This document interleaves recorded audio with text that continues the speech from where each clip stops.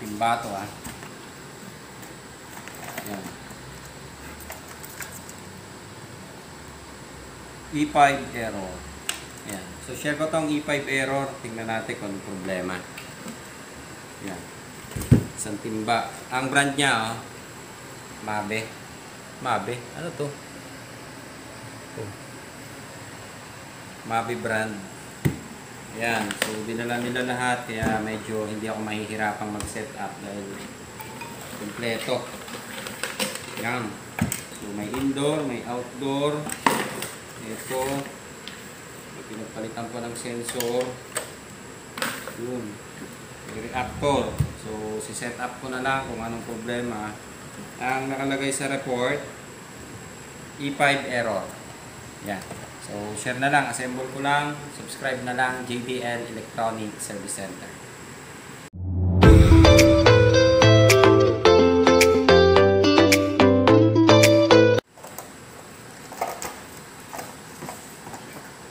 May wire na kasama.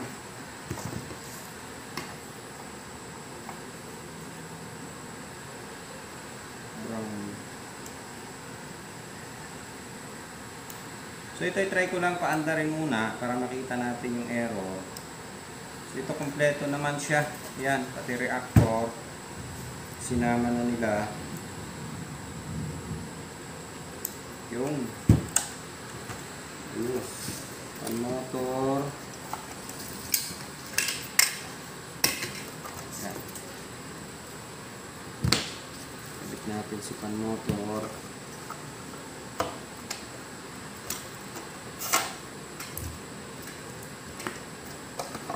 Yung error nito ay based doon sa report nila, E5 error.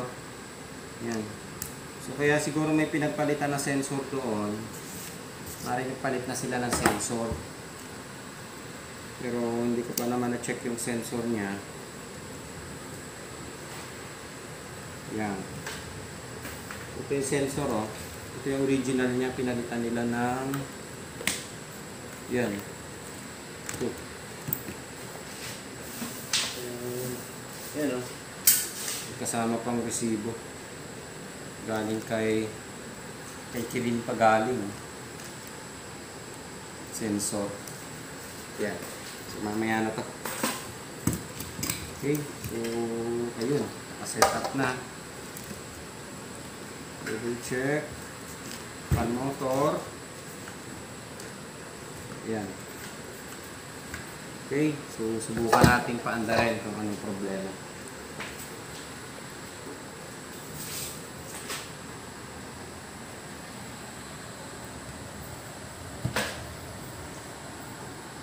Ay, bukas pala, wala kami dito sa shop.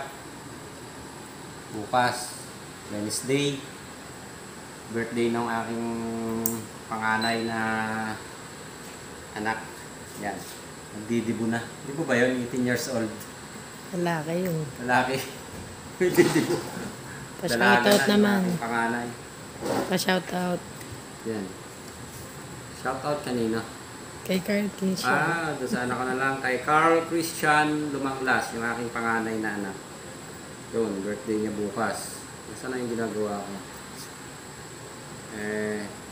Birthday niya pala ngayon. Bukas daw siya pupunta dito sa akin. Yan. Wala yung display board. Ayun. Yung. Santay lang natin kung ano yung error. So, mandar siya. Ayan, naka-on. Mandar din yung pan motor. Antayin ko lang kung anong error yung lalabas. Yan. Okay? So, balikan ko kaya. A few moments later. Lumabas na yung error niya. E5 error. Yan. So, napansin ko na, maandar si, yan o, yung E5. Ayan. So, napansin ko na yung problema niya.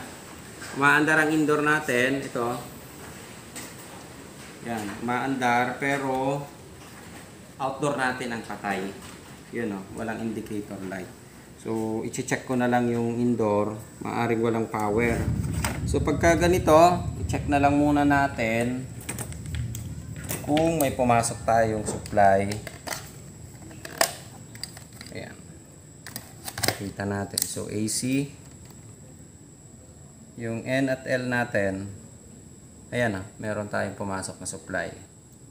So ibig sabihin may supply tayong pumapasok dito pero hindi nag-on ang ating outdoor unit. So ayan, papakita natin, kakalasin ko lang muna. Okay, so ayan. So tuloy-tuloy na lang natin yung video. Medyo mahangin lang dahil umuulan dito sa amin ngayon. Yung okay. So check ko na lang. Balik ako kayo. Check ko lang muna. Okay, check na natin yung unit. So may pumapasok tayo dito na supply sa N at L natin na 220, pero wala akong nakitang indicator light dito. So ibig sabihin maaaring patay yung ating outdoor. So check natin ang supply muna para makita natin sa ulit. Yan, naka-on. So yan, nakaset tayo sa AC. Ito yung AC input. Yung meron. Pero tingnan natin ang DC. So dapat meron tayong DC na makukuha dito. Ayan, wala tayong DC, pero may AC tayo na pumapasok. So dito sa secondary supply,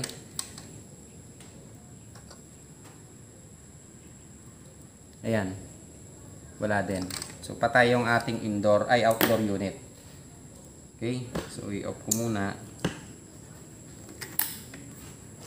Punta tayo sa resistance.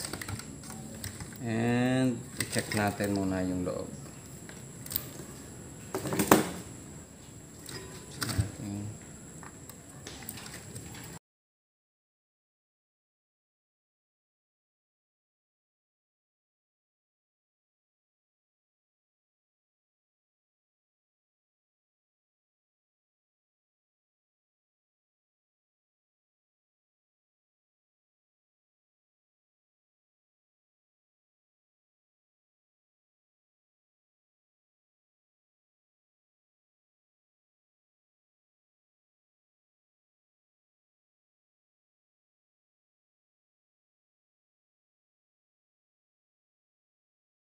Natin. Ayan, so i-check natin muna. Ito, makikita yung tester. Ayan. So check natin si fuse. Ayan. Ito. Ito tayo. Ayan good yung fuse natin. And wala tayong supply na pumapasok dito sa ating main filter capacitor or yung ating DC. So ayan, meron naman tayong buo yung ating pinaka-resistor o yung ayan so buo siya. Meron tayong na resistance na nakukuha, pero nadadrop yung supply dito dahil buo yung ating yan. Buo yung AC input na pumasok natin, pero pagdating doon sa DC voltage, nadadrop siya. Yan. So, check natin. Yan. So, wala naman shorted dito. Yun. Pumalo. So, diode ditong chinecheck ko So, dito natin kunin sa ibabaw para madali makita. Yan. Ito yung diode. So, ayan, maring good naman itong diode natin.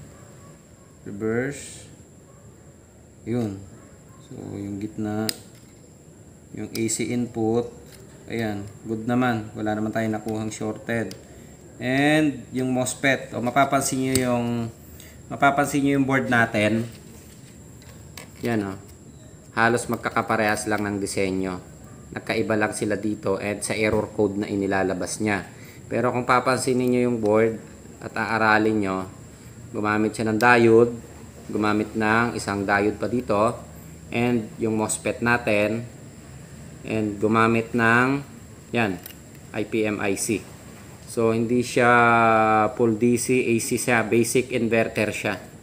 Yan, o regular inverter na tinatawag natin. So ang brand niya, ito, Mabe. Mabe. Yan. Kaya, yan. So hindi ko alam kung anong product yung pinagkuhanan nito, pero Mabe ang brand niya. And ayan, so good naman yung diode. Itong ating isa. Ayun. So dito nakita natin yung MOSFET. Ayan ah. So yan. Sa source at saka gate natin shorted. So dapat pag ni-reverse natin, wala siya. Yan, meron pa rin siya. So ibig sabihin, shorted. Yan.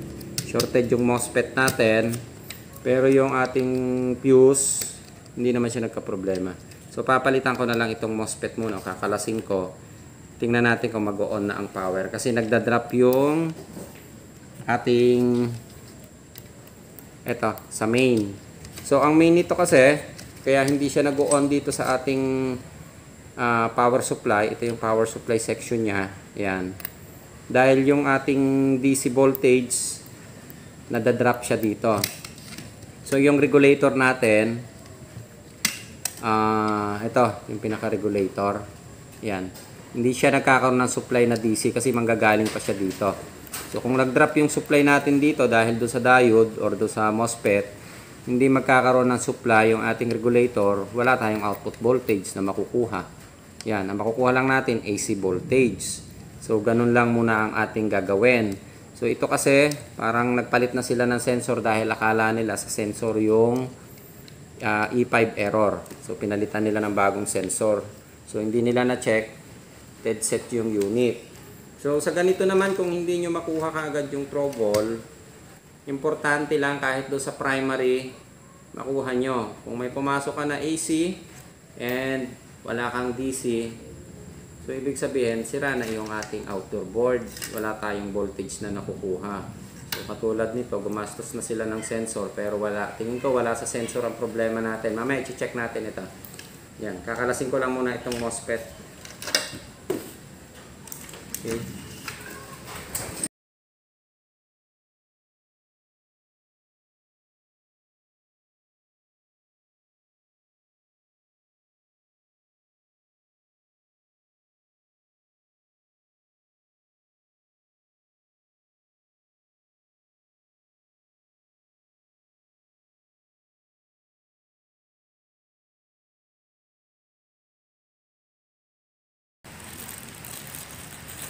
So ayan yung ating MOSFET. Papalitan ko muna. And teka, check muna natin ulit pala ito. So ito yung tinanggal ko. And ikumpara natin yung bago. Ito yung bago na gagamitin ko. Yan. Actually magkaiba sila ng number, pero ang importante yung value ng MOSFET magkaparehas sila. So ito yung tinanggal ko. Yan. Tingnan nyo, pumalo siya. Check nyo yung kabila. Wala. I-reverse ko yung ating test prod. Yan, pinagpalit ko yung test prod. Yan, pumalo pa rin. Yung kabila, wala. Doon sa kabilang paa, pumalo. Ito, pumalo din. So, i-reverse ko pumalo pa rin siya. Yung isa, hindi na. Yan. So, identify na agad natin, shorted ito. Yan. So, ito yung ipapalit natin. Okay. So, ipapalit ko muna. Medyo maingay lang dito dahil malakas ang ulan. Yan. So, naiintindihan naman yata tayo. And tutuloy na lang natin yung video. Okay. Kakabit ko lang ito.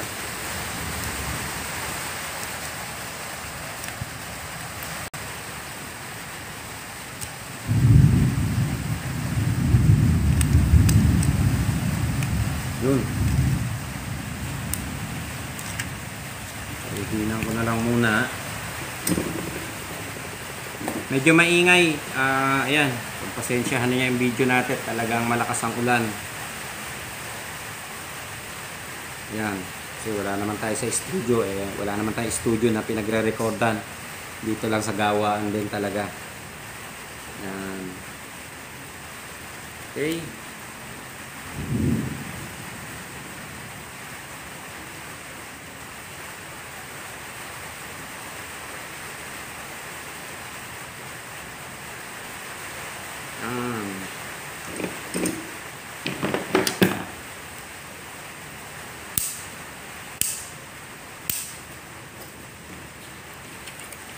And i-double check ulit natin. Ito yung shorted kanina na nakita natin. Ayan tingnan nyo, wala na siya. So pag ni-reverse natin, saka lang siya magkakaroon. Ayan ni-reverse ko Yan. So nakikita yung tester natin. Ayan. Pag ni-reverse ko, dapat mawawala siya. Wala siyang palo. Ayan ibig sabihin good na. And dito lang yung shorted. And check ulit natin yung sa primer yung pinasukan ng AC. Yan. So wala namang shorted. Yan.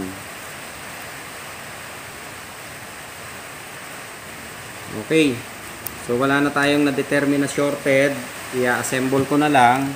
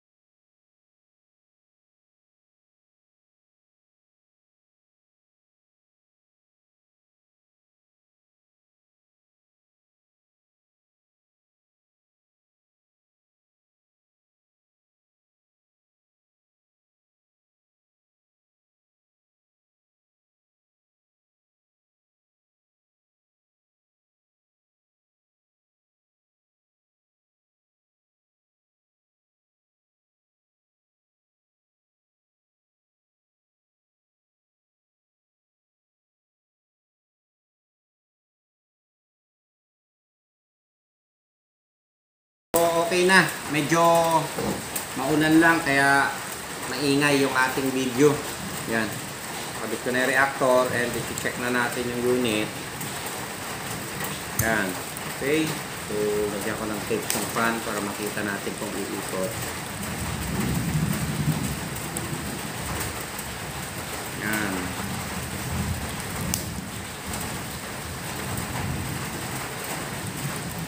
Okay. So, isasaksa ko na ang unit. Wala naman tayong na-check ng shorted dito.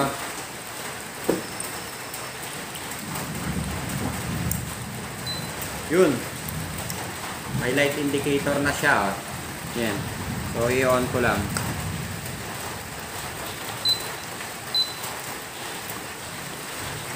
Yan. So, standby tayo. Tingnan natin kung aandar na siya.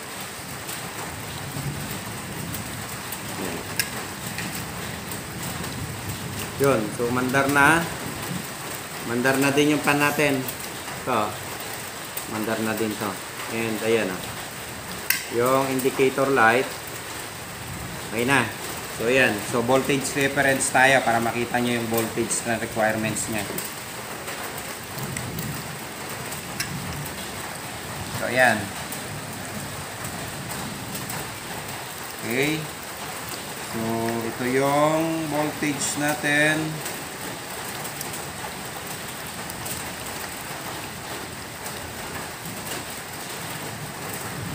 Yan. Ilang volts to? 16. Ito yung... So, gumamit siya ng... So, isang 16 volts lang ang ginamit niya. Isang 16 volts lang ang ginawa niya doon sa design ng board natin.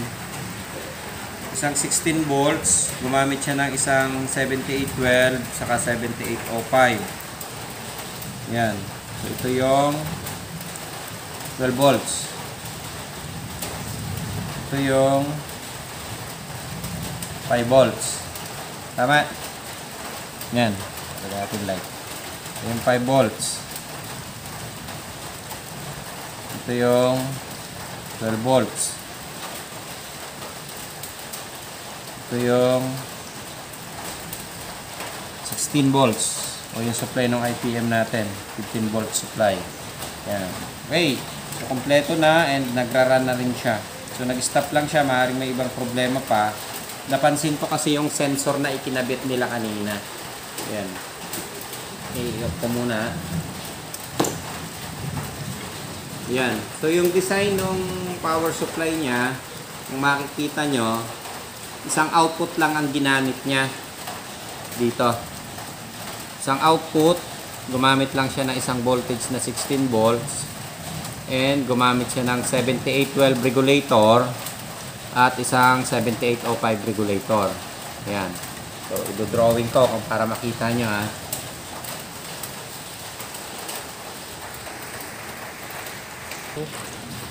So, ayan, pakita ko lang sa inyo. Tingnan nyo yung disenyo ng power supply na ginamit niya.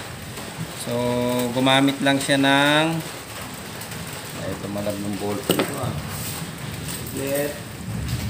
Yan. Yung 10 na nga gamitin ko. Gumamit lang siya ng isang supply na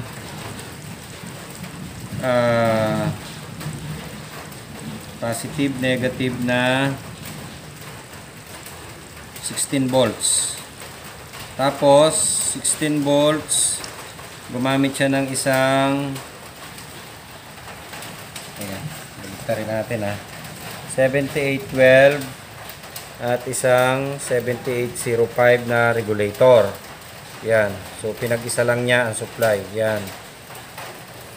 Okay, so may tatlong paa.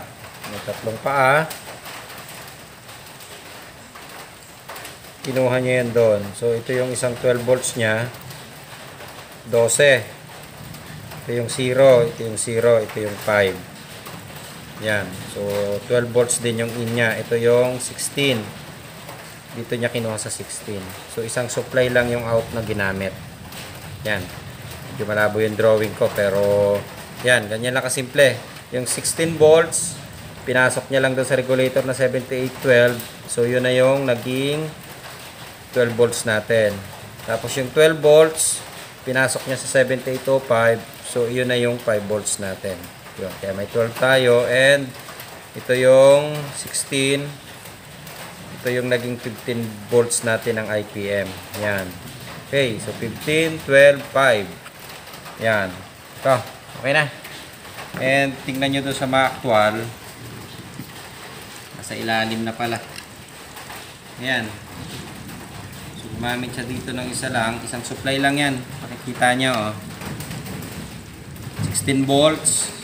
Ito yung regulator ng 7805. Ay, 7812. Ito yung regulator ng 7805. So, para sa 5 volts. So, yan. So, malinaw na tayo dito sa supply. And, balikan natin yung sensor kanina. Okay. So, pinalitan nila yung sensor kanina. Yan. Okay. So, mapapansin nyo yung sensor, oh. Hindi na ito yung original na sensor. Ito, oh. Yung original niyang sensor. Ito. So, i-check natin para makita nyo yung pagkakaiba ng sensor na ginamit nila. Tanggalin ko muna ito. Para maluwag tayo.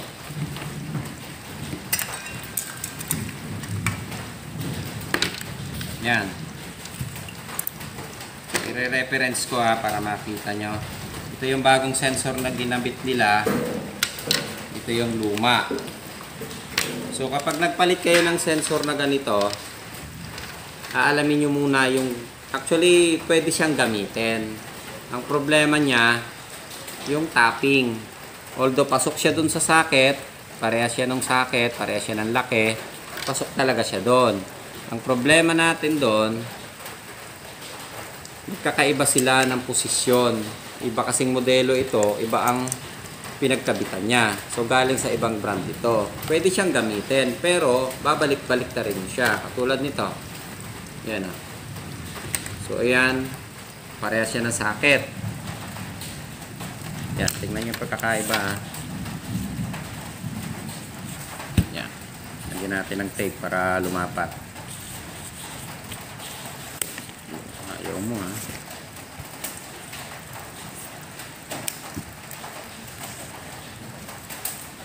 Yan.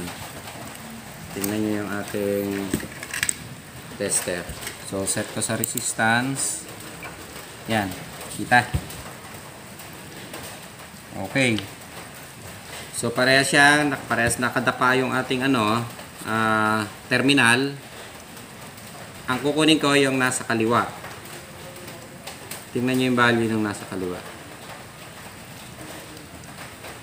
Yan. Okay. 8 point. Ano ba itong lumabas? Teka, makita eh. Yun. Nasa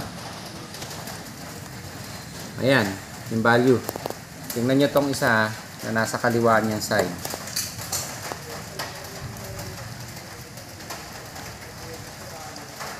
Yan. Anong value? Yan. 14. Teka. Yan. Oh, yan yung kaliwa niya. Ito yung kaliwa ng isa.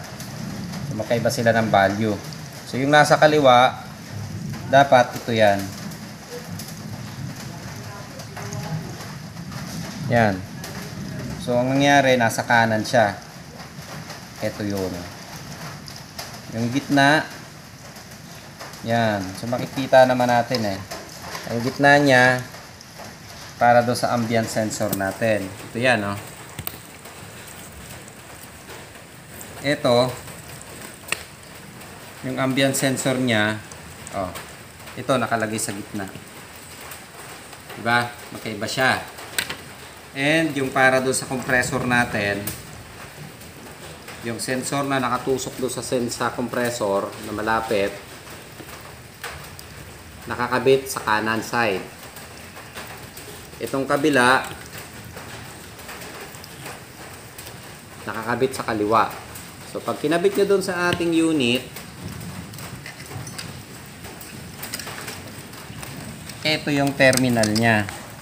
So, tingnan nyo yung terminal. Ito yung bago, ah. Yan. Ito yung bago.